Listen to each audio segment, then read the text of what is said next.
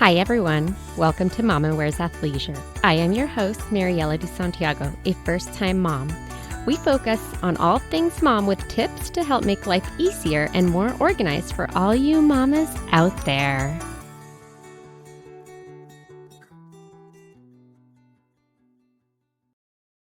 Hi, everyone. Today I am here with Sara Hoke, and we are going to talk a little bit about the partner's role for preparing for labor. So in this case, this would be a great episode to have your partner listen to, so not just the birthing parent.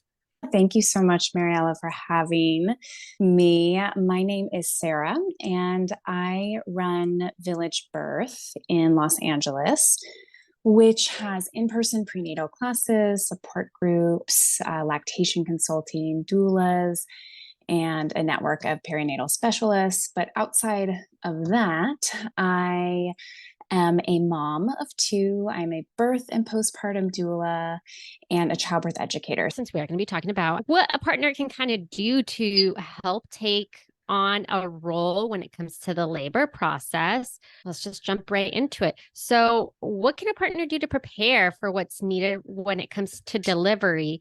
And I guess in this case, I'm kind of thinking in the sense of if you're going to deliver outside of the home or even what you might need when you're in the home. In terms of preparation for the birth, whether it's home birth or hospital, the number one thing is partaking in a childbirth education class or book. Not everyone has the time or the resources to take a class, but it is wonderful to really connect with the pregnancy because the person carrying the baby is very connected to the pregnancy. So having the partner partake in a class that gets them in the community allows them to really tap into the pregnancy and learn what their partner is going through and how they can prepare. So if a childbirth class is not on the agenda or just not a possibility, a book could be a great replacement for that. So one of my favorite ones is The Birth Partner by Penny Simpkin. It's really comprehensive and has a lot of tools and ideas of how a partner can be a good partner. And that's really good, even if it's a single parent and their friend or a family member is attending.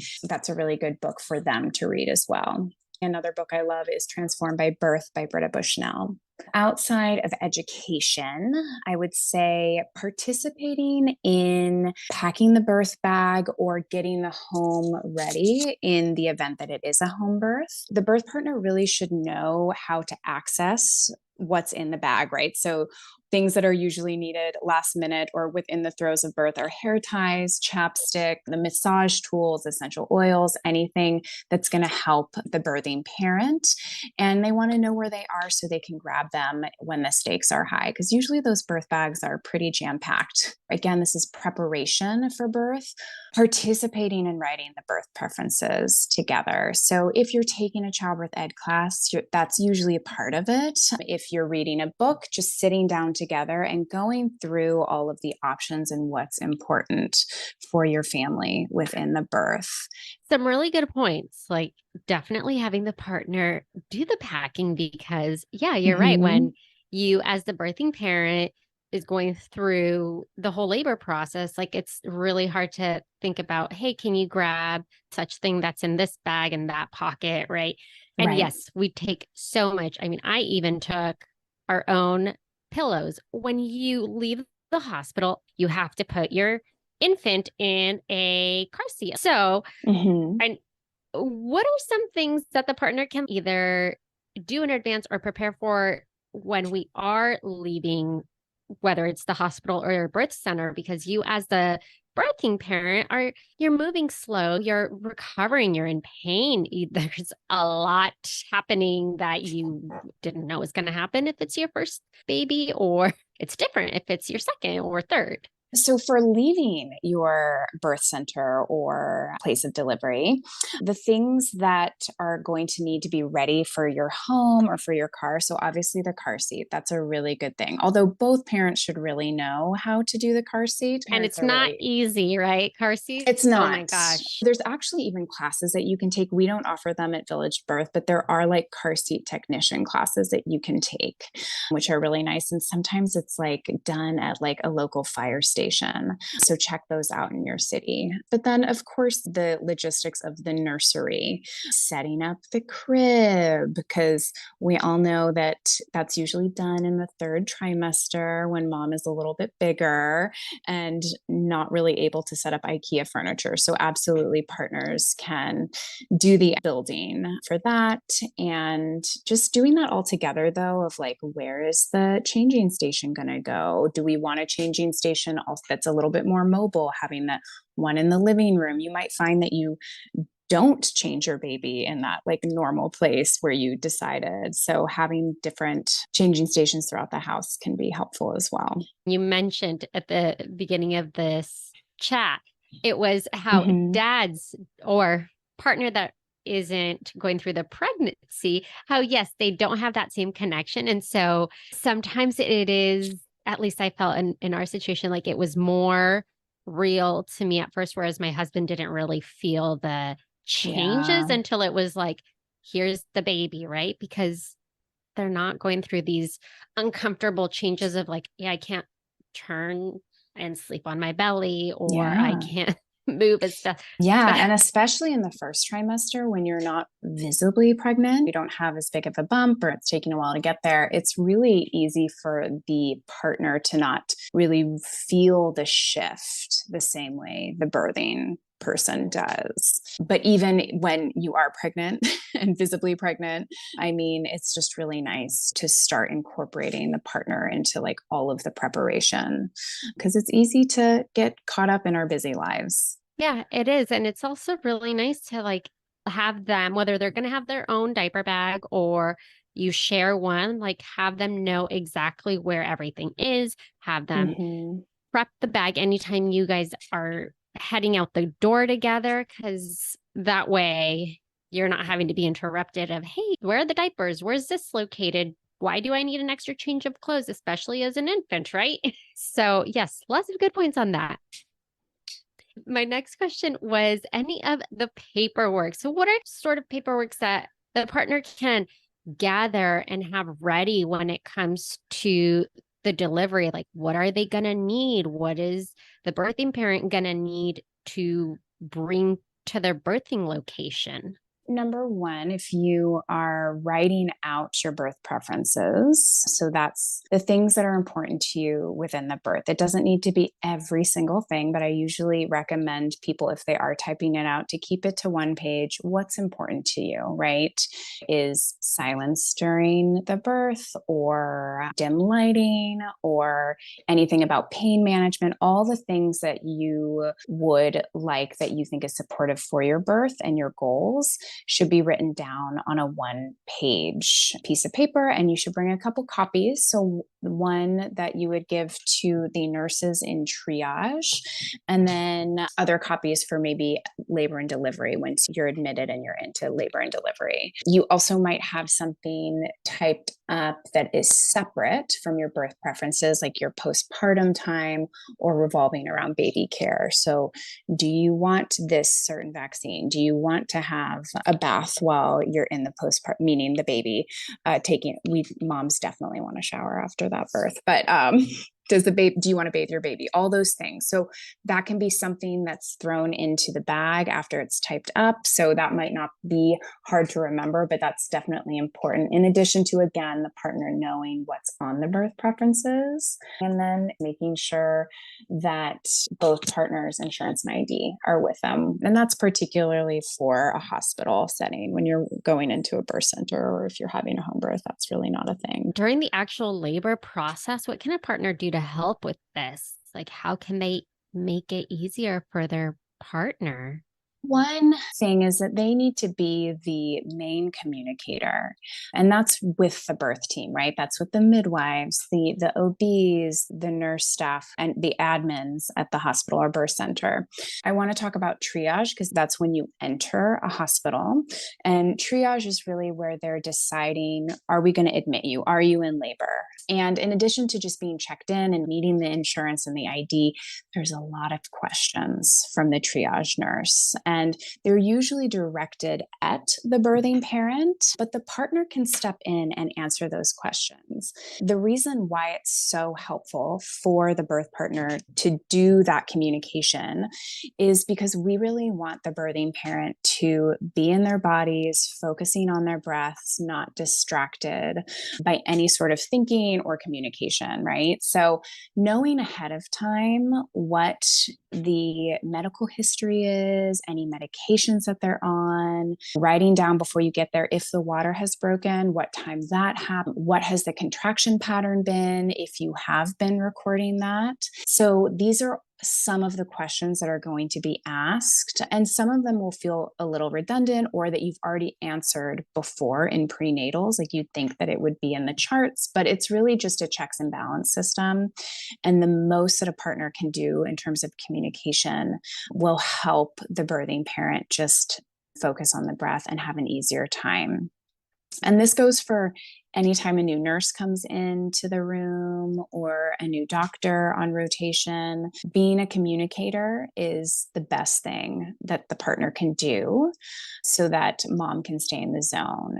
So that being said, though, if the birthing parent or mother wants to be communicating or needs to be the one communicating, because that might happen, the partner can step in and help by making sure that all of that communication is really reserved for between contractions and not during them. So not only do we want the birthing parents not speaking during contractions, but we also don't want them being spoken to during a contraction, just because contractions are really all encompassing. And especially when you're in active labor, it's really hard to speak or listen while a contraction is happening. It's just very powerful. Another thing that you might want to think about as the partner is being the protector of the atmosphere. So we talk a lot about the flow of oxytocin in birth. This is the love hormone. It is also the hormone that brings on contractions or waves. So this really, to have oxytocin flowing, just like in a love situation in the bedroom, the birth room commands a private and safe and quiet atmosphere in order for that love hormone to flow. So birth partners can, again, be the protector of that. So making sure that their tone is soft and confident, dimming the lights or turning off the lights, maybe even asking the monitors to be turned down when they're not being needed because they can be loud and distracting, covering the monitors so people aren't focusing on the monitors and are just really in this safe, ooey gooey, private, quiet atmosphere. And then lastly, encouraging words that help with safety. So knowing what your partner needs to feel safe is almost as important as the physical comfort measures that you'll hear about. It's more powerful than touch and massage and all that. So again, safety can really help the birthing person flow. And then birth partner during the labor process, you can help ensure that bio needs are being met and addressed. So that's like referring to eating, drinking, peeing. So offering water between every other or every contraction is really helpful. We want to make sure that she is hydrated. The uterus is contracting and it's a muscle. So it really is helpful to keep the body hydrated. So have a straw and a big tumbler and just have it available so she can sip on it. Offering snacks if she's hungry, that can help bring some energy to her body. And then recommending bathroom breaks. Peeing is really helpful for the progress of labor because every time you empty your bladder, that baby's right on top of it. And so every time you empty it, it just helps them come down a little smidgen. Hi, everyone. It's your host, Mariella. I wanted to thank you for listening and share some ways to show your continued support. You can rate and review on Apple Podcasts or Spotify. Share the show with friends and family. Buy me a coffee to help with the financial cost of running a podcast. Follow me on Instagram at Mama Wears Athleisure. And finally, subscribe to my newsletter. Thank you for listening. I feel like you kind of are leading into this next one where a lot of what you said is essentially tied with advocacy, right? I hear this from many, many of my guests is the self-advocacy and also having their partner advocate for the birthing parent. But oftentimes someone might not know how to do that. So what are ways to help advocate for the partner that is going through this process of soon to deliver? You mentioned self-advocacy. People in labor can advocate for themselves. They're just a little bit slower to respond to things because their focus, again, is on their breath and body and just feeling the physical sensations of birth. So, how a partner can help support that or speak for them is number one, knowing the birth preferences. And that goes back to why it's so important for the birth partner to know what the birth preferences are and participate in that, because that will come naturally. They're already going to know what the wishes are of the birthing person. Wonderful tool to help address moments or things that are being recommended, interventions, procedures, things that you're just noticing are starting to get off what the birth goals were, is an acronym called BRAIN. And that's essentially a benefits and risk analysis of whatever is being proposed to you. And it could be used even prenatally for any sort of diagnostic tests or recommendations then. But with things are proposed sometimes, right? Like IV fluids, routine IV fluids, or the use of augmentation. So like Pitocin to help strengthen contractions, maybe breaking the water, all the different things that can happen. So if you are proposed something, going through that acronym is going to help you assess what's being proposed and make a decision. So the B is asking what the benefits are. The R is asking what the risks are. And asking the risks is a little bit more involved than just asking what the risks are. You kind of want to get a little deeper because sometimes certain side effects or risks are left out of the conversation. So if you really want to uncover them all, then you want to ask a little bit more direct questions like, have we gone over all of the side effects? Is there any risk to baby? Could this impact the progress of labor? Those are good questions to ask in terms of risk. What are the alternatives? So this is the A in BRAIN. Is there anything else we can do to achieve what you're looking for? I is, what is my intuition telling me? So that's really you taking the moment to think about what decision you'd like to make. And the N is, what if we do nothing? And that's going to tell you how important the intervention or the procedure is that's being proposed, or if it's a true emergency. Now, all this to say, you'll be able to tell if there's an emergency happening, if, while you're trying to advocate for your person and help achieve all the birth goals, you can tell by the tone and the urgency if there is an emergency concern. And so you can trust that your care providers will address that accordingly. So that's the BRAIN acronym. A lot of what you just said kind of made me think of how a doula would be able to step in and really support both parents during this advocacy by really helping guide them with different questions and help the parents understand what the options are in just a different way. Anyway, I have a whole episode on supports for doula. So it just kind of made me think of instantly of oh my goodness, this would totally be what I would picture a prenatal doula to be able to support a family with. But yes, absolutely. And oftentimes, depending on how experienced the doula is, they're more like leading questions, right? They know what the answer is, but they want to make sure that you understand the procedure and the proposal of the intervention. So that is a great way for doulas and partners to advocate, is again, just asking the questions to make sure that the information is presented to the person in labor. Finally, my last question. Do you have any other tips, suggestions, or recommendations? I want to talk about the car ride. So the car ride is a really big moment if you're leaving your home to birth your baby. And it's a big moment because you've been in your private home, you feel safe there. Things have probably physically shifted at this point as you're in active labor and you're deciding to go to your birth location. So The car can be a challenge because you're much more restricted. You're going 70 miles an hour and you just don't have those creature comforts of home.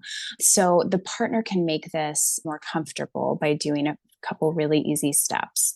Number one, you want to put the passenger car seat, like the back, down as far as it will go. And then the mom will lie down on her side. You don't want to have them sitting on their bottom because there's just a lot of pressure there. Lying on your side is going to make that car ride a little bit easier.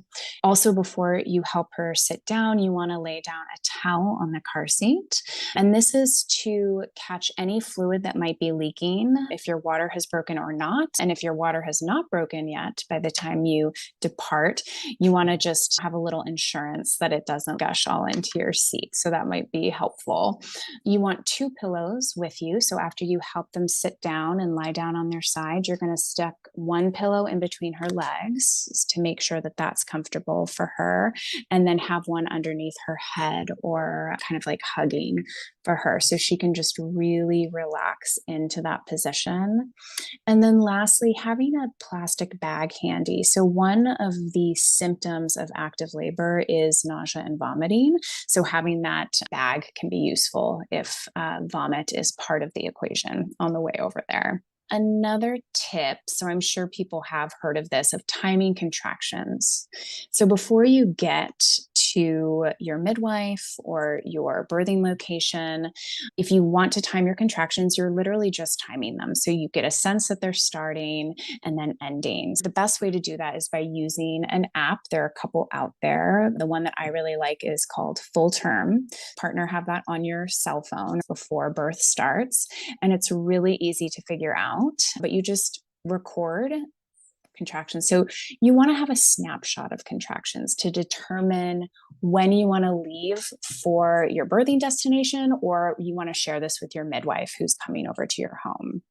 And generally you'll hear from like your OB that it's a 5-1-1 rule is the pattern of contractions. So that means contractions are 5 minutes apart, lasting 1 minute for at least 1 hour. That's what 5-1-1 means.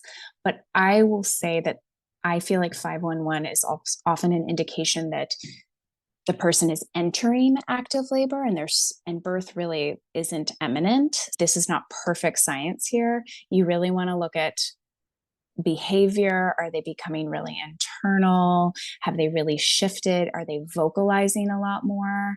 And leave it up to them of when they're ready to go to their birthing destination. Thank you so much. I appreciate you taking time to share your knowledge and really kind of help guide and provide some sort of information so that the partner that isn't birthing the baby isn't really left out, but can have a hands-on and active role when it comes to preparing for labor as opposed to just waiting until the baby is here, right? Yeah, the partners really make a huge difference in the birth experience because they know you the best. They can tell based on experience, like what you're experiencing and what you need to feel safe. And so including them early is really going to help you and it's going to help them. So yeah, birth partners, even though you're not the one giving birth, this is very much an important time for you and you have a really important job. Thank you again. I appreciate it. Thank you, Mary Ellen. Thank you for listening. Tune in next week for our next episode. You can find us on Instagram for more updates and tips. Be sure to subscribe wherever you listen to your podcasts and give us a review if you like us.